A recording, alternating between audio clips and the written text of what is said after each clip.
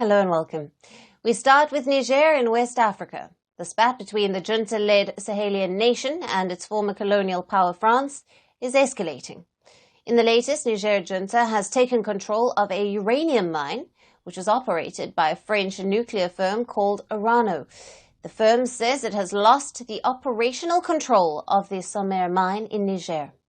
The mine is located in Niger's northern Erlit region. The French firm Urano holds 63% stake in the mine, while the Niger government owns around 37%.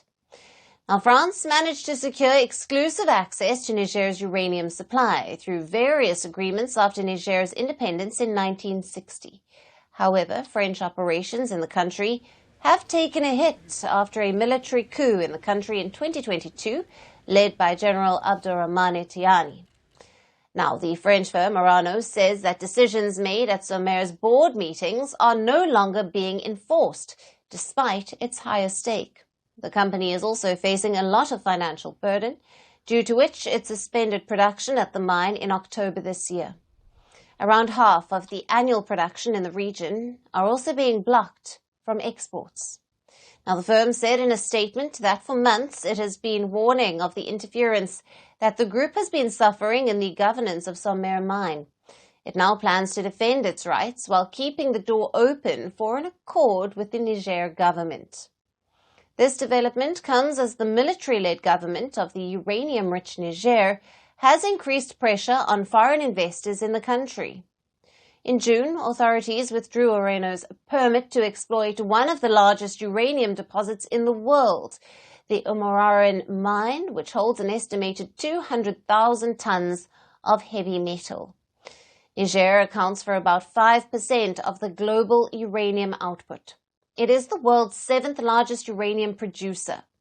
Now, before the coup, Niger accounted for 15 to 20% of France's uranium imports. But the military leaders have made it clear they are not happy with the way the foreign companies exploit their natural resources. The military government has vowed to revamp the rules regulating the mining of raw materials by foreign companies. The Niger Junta believes that the country should earn more from the minerals found under its soil. Moreover, cooperating with France is also difficult for the military leaders, who are not recognized by the former colonizer. But with France sidelined, it is opportunity for other nations who can fill the void after the West's departure. Russian and Turkish firms can now get a chance to invest in Niger's uranium. Just last month, Niger's government invited Russian firms to invest in uranium and other natural resource production. Niger is among the West African countries that have recently downgraded their historical ties with France, turning instead toward Russia and other countries for strategic partnerships. The Western troops are already out of Niger, who were helping the Sahelian nation in battling terrorism. Instead, Russian mercenaries are now helping Niger with security. So the exit from Niger's uranium sector is just another blow for France in West Africa. To discuss further on the growing escalation between France and its former African colonies, we have with us Beverly Ochieng, a senior security analyst at Control Risks, and who is joining us live from Dakar in Senegal. Thank you for being with us. Thank you for having me, Amazon. Now, what are the immediate geopolitical and economic implications of the Niger junta taking control of the French-operated uranium mine, considering France's reliance on Nigerian uranium? Well, starting off with the geopolitical, we're seeing that the Niger junta is asserting what it calls its sovereign right over its natural resources. For a long time since coming into power, the military coup, there have been calls for the junta to, one, withdraw mining permits, particularly from Orano, which has been targeted by anti-French sentiment, particularly by pro-junta sovereigntist groups that want the government to have a bigger stake over its own resources. So broadly speaking, the junta is demonstrating that it can take over the operations of what is seen as representative of France's colonial and commercial influence in the country. Now, the economic implications have been quite long-running. Orano itself has said that it's running through operational difficulties. It's not been able to export a lot of uranium ore. Nearly 1,000 tons are apparently still in the country because Niger had closed its border with Benin due to a dispute that is also linked to France and the military coup. In the long run, we're seeing that these uranium deposits will probably not be sent off, and that there might be a much more prolonged regulatory and operational dispute between Orano and the Niger Junta.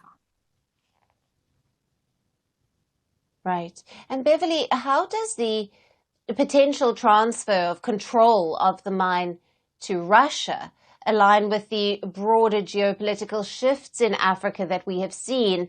And what could it mean for Western influence in this region?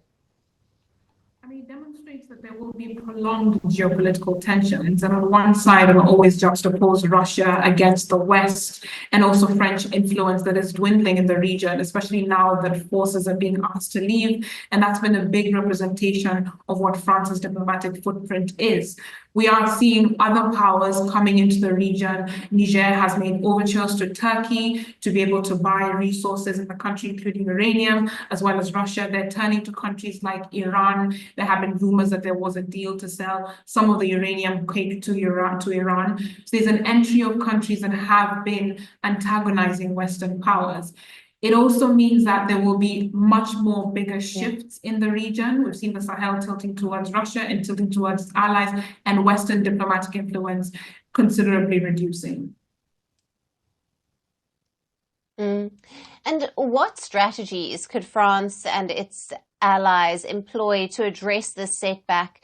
And how might the situation affect future investments in Niger's resource sector? So interestingly, Niger has actually allowed another Canadian company to operate. And part of the reason for this is because the company has committed to shortening the timelines of production. So one of the things that French and Western companies can anticipate is that it will be a challenging operational environment. It will be unpredictable. They may need to adhere to local mining codes and regulations. They may need to make sure that they align with some of the junta's demands. We're not just seeing this in Niger, but also in Mali, in Burkina Faso. So an awareness of that context is important, but also knowing that nationalist policies will become dominant for quite some time. So that compliance is quite important. Beverly, thank you very much for being with us on Firstpost Africa and for your analysis there. Thank you as well, Alison.